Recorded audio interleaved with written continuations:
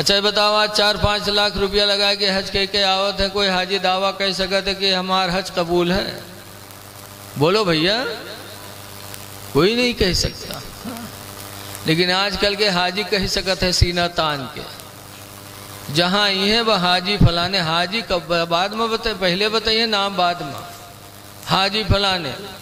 اب آج جو الیکشن لڑے کھوت ہے ان کے صرافت دنیا جانے کتے شریف ہیں، یک کو ووٹ پاوے والے نہیں ہیں تو چلے جائی ہیں حج گئی ہیں، تو کہ حج گئی ہیں تب بورڈ لگئی ہیں حاجی فلانے، لگتا ہے بگلا بھگت ہوئی گئی، حج کیا ہے ووٹ لینے کے لیے۔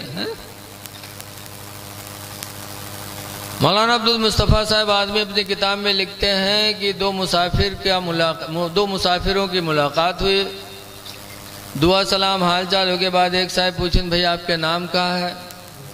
تو کہیں حاجی عبدالرحیم۔ تو حاجی عبدالرحیم اسے پوچھیں بھیا تمہار کا نام ہے؟ تو کہیں نمازی عبدالکریم۔ تو حاجی چونکے، کہیں نہیں کون ہوئے نمازی عبدالکریم؟ کہیں کہا ہے تم ایک حج کیے ہو تو حاجی عبدالرحیم، ہم روزانہ 5 گانا نماز پڑھی تھے تو ہم نمازی عبدالکریم نہیں بھیج سکے تھے؟ بتاؤ حاجی، ارے حج کر کے، حج عبادت ہے، عبادت کو کرو اور اس کو ایسا چھپاؤ جیسے دولت چھپائی جاتی، لیکن آج ڈھنڈورا پیٹتے ہیں۔ ایسے ہی حاجی ہوتے ہیں جو ڈھنڈورا پیٹت ہے نا، ان کے حال بڑا برا ہے۔ دہلی کی جامع مسجد کے دروازے پر ایک اندھا بیچارہ بھیک مانگت پہنچ گا، اور دلی کے دروازے پر کٹورا رکھیس تک نمازی نماز پڑھت رہا، انتظار کرے لاگ۔ جب نمازی نماز پڑھ کے نکلے لاگے تو اندھوا مانگے لاگ اللہ کے نام پر، اللہ کے نام پر۔ تو کہ کٹورا میں یہاں 58-54 ڈالیں، بہت زمانے پہلے کی بات ہے۔ جب 58-54 ڈالے کھننے سے بولے تو کہ اللہ بھلا کرے، اللہ بھلا کرے، ڈائریکٹ چلے جائیں سب۔ اتے میں ایک نمازی نکلے تو بجائے ڈالے گے جو ان کے کٹورم جمع بھورا ہوگا پنجم بٹورے لاگے، بھرے لاگے۔ اندھوا جان کا معلوم پونوں اٹھائے لیے جاتے، کہا وہ اندھوا جھٹ سے گٹا پکڑ لیس، کیسے حاجی بھیا چھوڑ دو، اے حاجی بھیا چھوڑ دو، نہ لے ہم بہت غریب ہیں حاجی بھیا چھوڑ دو۔ اتفاق سے حاجی رہے تو چونکے کہیں نہ آئی اندھرا کس کے جانے اس کے ہم حاجی ہیں؟ تو پوچھی نہ رے اندھرا تو کس کے جانے ہم حاجی ہیں رے؟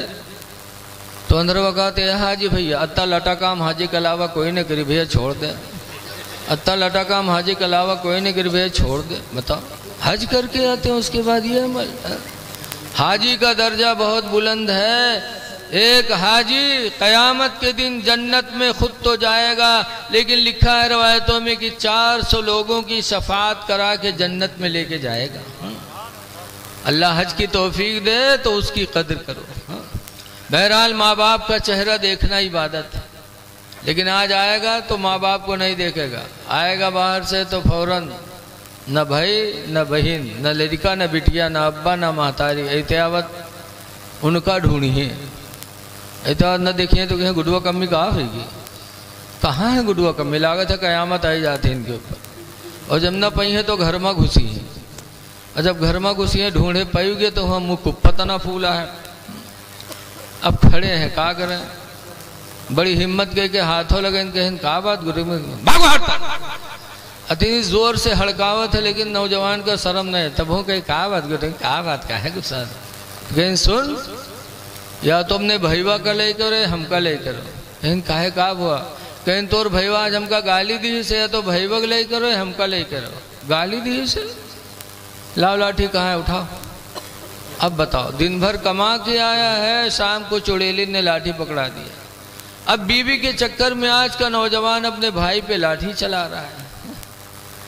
اے بھائیوں پہ لاٹھی چلانے والوں، ذرا غور تو کرو کہ تم کو تمہارے بھائی سے کتنی طاقت ملتی ہے۔ اللہ تعالیٰ قرآن میں فرماتا سَنَشُدُّ عَضُدَكَ بِأَخِيكَ، اے میرے بندے میں نے تیرے بازوؤں کو طاقت دی ہے بِأَخِيكَ، تیرا بھائی پیدا کر کے، تیرا بھائی پیدا کر کے ہم نے تیرے بازوؤں کو طاقتور بنایا ہے۔ آج گاؤں میں یا کوئی اپنے باپ کے اکیلے ہوتے تو کا کونوں ڈرا تھے بتاؤ، جو پاؤ تو وہ تھپڑی آئی دیے تھے کہ کو بولی کے آگے پیچھے، اگر 10 بھائی ہیں تو گاؤں میں ہمت نہیں ہے کوئی اس سے بولے کہ 10 بھائی ہیں اس کے. ہمارے ادھر نیپال بارڈر پہ گاؤں ہے رنجیتوا، وہ ایک کبڑیا برادری کے ملا جی ہیں، ان کے 18 لڑکا ہیں.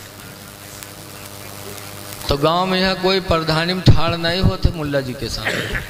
سب کہا تھے نہ کھڑے ہوئے رہے، نہیں تو 18 لاٹھی یہی ہیں. ملا آرام سے پردھانی کرت. بھائی سے بھائی کو طاقت ملتی ہے.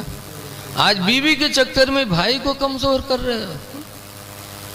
اللہ کے نبی فرماتے لا یؤمن احدکم، تم میں کا کوئی مومن کامل نہیں ہو سکتا حتی یحب لأخیہ ما یحب لنفسہ، یہاں تک کہ اپنے بھائی کے لیے وہی پسند کرے جو اپنے لیے پسند کرتا ہے. جیسے تم اپنے لیے عزت پسند کرتے ہو اپنے بھائی کے لیے بھی پسند کرو. جیسے تم دولت اپنے لیے چاہتے ہو ایسے اپنے بھائی کے لیے بھی سوچو، تب تو تمہارا ایمان مکمل ہے، ورنہ ایمان ہی ناقص ہے.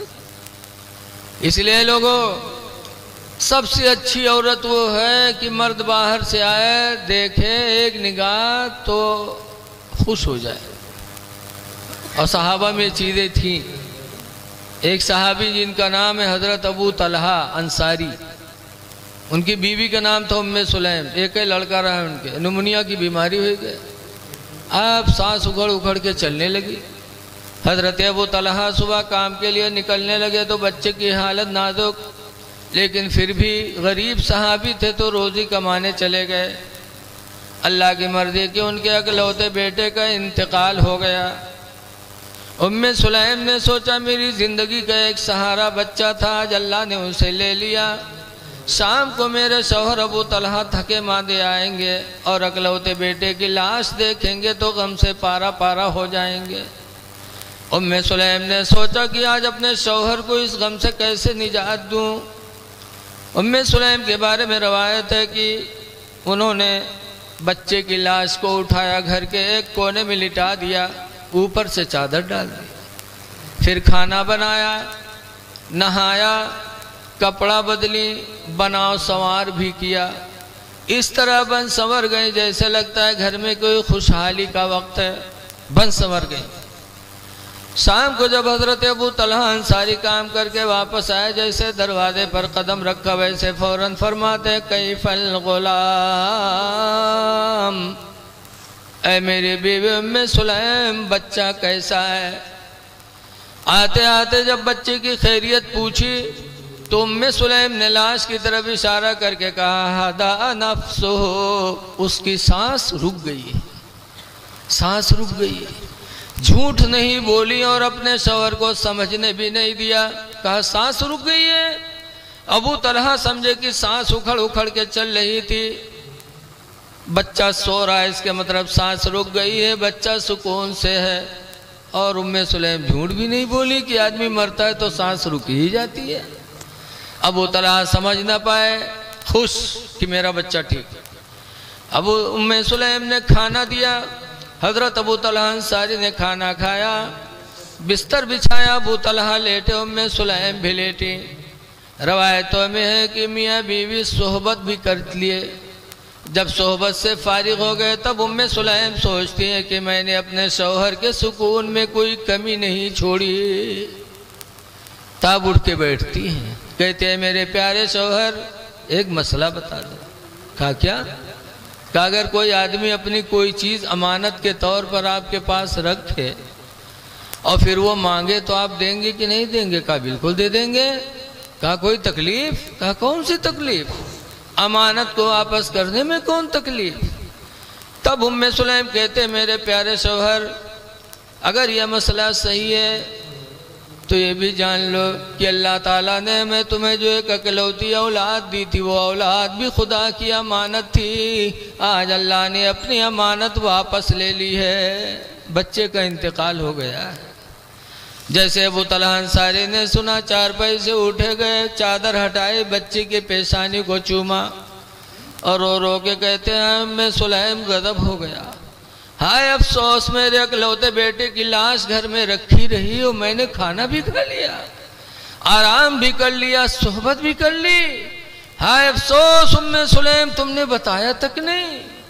تب ام سلیم رو کے کہتی ہے میرے پیارے شوہر میرے دل میں کتنا غم ہے وہ اللہ ہی جانتا ہے، میری زندگی کا سہارا تھا، ایک بچہ تھا آج اللہ نے لے لیا، کتنی تکلیف ہے وہ اللہ ہی جانتا ہے، لیکن میں نے سب کچھ جو برداشت کیا صرف تمہارے غم کو ہلکا کرنے کے لیے، تم کو سکون دینے کے لیے۔ اگر میں نہ اس طرح کی ہوتی، آتے تھے بتا دیتی تو نہ تم کھانا کھاتے نہ آرام کرتے، تمہارا آرام تم سے چھین جاتا۔ جو کچھ کیا ہے میں نے صرف تمہیں سکون دینے کے لیے کیا ہے۔ روایتوں میں ابو طلحہ انصاری رونے لگے۔ اتنے میں اذان فجر ہوئی تو حضور کے پیچھے گئے، مسجد نبوی میں نماز فجر پڑھی۔ نماز پڑھنے کے بعد پورا واقعہ بتاتے ہیں۔ حضور فرماتے ہیں سنو، جو آج تمہاری بیوی ام سلیم نے صبر کیا اور تم کو خوش کیا، تو آج ہی کی رات میں جو تم دونوں صحبت کیے ہو، آج ہی کی رات میں اللہ نے نطفہ ٹھہرا دیا ہے، اور اس سے بہتر اولاد تمہیں چند دنوں میں اللہ عطا فرمائے گا۔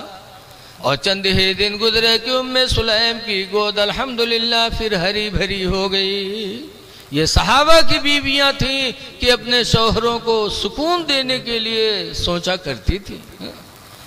اسی لئے حضور فرماتے ہیں ایما امرات ماتت، حضرت ام سلمہ راوی ہے، ان ام سلمہ قالت قال رسول اللہ، ام سلمہ کہتے ہیں کہ اللہ کے نبی نے ارشاد فرمایا ایما امرات ماتت، جو عورت مر گئی، وزوجها عنها راض، درحالے کہ اس کا شوہر اس سے راضی رہا، فدخلت الجنہ، تو سرکار فرماتے ہیں وہ عورت جنت میں داخل ہوگی۔ لہذا اے لوگو ایک دوسرے کے حقوق کو پہچانو۔ ہم نے قرآن کی آیت پڑھی ہے، اللہ فرماتا یا ایھا الذین آمنوا اتقوا اللہ، اے ایمان والو تم اللہ سے ڈرو، حق تقاتہ، جیسا کہ اس سے ڈرنے کا حق ہے ویسا ڈرو۔ صحابہ ڈرتے تھے، حضرت عمر فاروق اعظم رضی اللہ تعالیٰ عنہ اتنا ڈرتے تھے کہ رو رو کے کہا کرتے تھے یا اللہ تو مجھے انسان نہ بناتا، دنیا کا کوئی تنکا بنا دیتا تاکہ حساب قبر سے میں بچ جاتا۔ اتنے بڑے صحابی اللہ سے ڈرتے تھے اور روتے تھے، اتنا روئے کہ جب حضرت عمر کا وصال ہوا، نہلانے لگے ان کے جنازہ لاش کو، تو ان کے رخسار پہ آنسو بہتے بہتے دو نشان پڑ چکے تھے، جو وصال کے وقت بھی دونوں نشان موجود تھے۔ پوری زندگی روئے اللہ کے ڈر میں، جبکہ کتنے نیکی والے تھے وہ۔ حضور صلی اللہ علیہ وسلم ایک رات میں اپنے بیوی حضرت عائشہ کے پاس موجود تھے۔ حضور سے حضرت عائشہ نے پوچھا اللہ کے رسول یہ آسمان پر جتنے تارے ہیں کیا اتنی بھی نیکیاں کسی انسان کے پاس ہو سکتی ہیں؟ تو حضور فرماتے ہاں۔ کہا کس کے پاس؟ کہا عمر فاروق اعظم کے پاس۔ ذرا بول دو سبحان اللہ یار، اپنے بھائی کی تعریف سنو، بولو نا۔ اتنے نیکیاں عمر فاروق اعظم کے پاس ہیں۔ اب ایک عقیدے کی بات دیکھو کہ حضرت عائشہ پوچھتی ہیں اللہ کے رسول آسمان پر جتنے تارے ہیں کیا اتنی نیکیاں بھی کسی کے پاس ہیں؟ پتہ چلا حضرت عائشہ کا ایمان تھا کہ آسمان کے تاروں کی تعداد کی خبر رسول اللہ کو ہے۔ بولو، تبھی تو پوچھا۔ اتنی نیکیاں، اچھا یہ مسئلہ کون پوچھے گا؟ کوئی کہ من زار وجہ الوالدین نظرۃ رحمہ، جس نے ماں باپ کا چہرہ رحمت کی نگاہ سے دیکھا، فَكَتَبَ اللَّهُ لَهُ بِكُلِّ نَظْرَةٍ حَجَّةً مَبْرُورًا، تو اللہ تعالیٰ اس کو ہر نظر رحمت کے بدلے میں حج مقبول کا ثواب عطا فرمائے گا۔ صحابہ کرام نے جب سنا کہ نظر رحمت سے جو دیکھ لے اللہ اسے حج مقبول کا ثواب دے گا، تو صحابہ نے پوچھا لَوْ نَظَرَ فِي كُلِّ يَوْمِ مِئَةَ مَرَّةٍ، اے اللہ کے رسول اگر کوئی روزانہ 100 مرتبہ اپنے ماں باپ کو دیکھے تو فقال رسول اللہ نعم، تو سرکار نے فرمایا ہاں، اللہ اکبر و اطیب، اللہ بہت بڑا ہے، اللہ پاک ہے، مجبور نہیں ہے۔ اگر تم 100 مرتبہ ماں باپ پر دن بھر میں رحمت کی نگاہ ڈالو گے تو اللہ تعالیٰ روزانہ 100 حج مقبول کا ثواب عطا فرمائے گا۔ سبحان اللہ، سبحان اللہ۔ حج مقبول ہے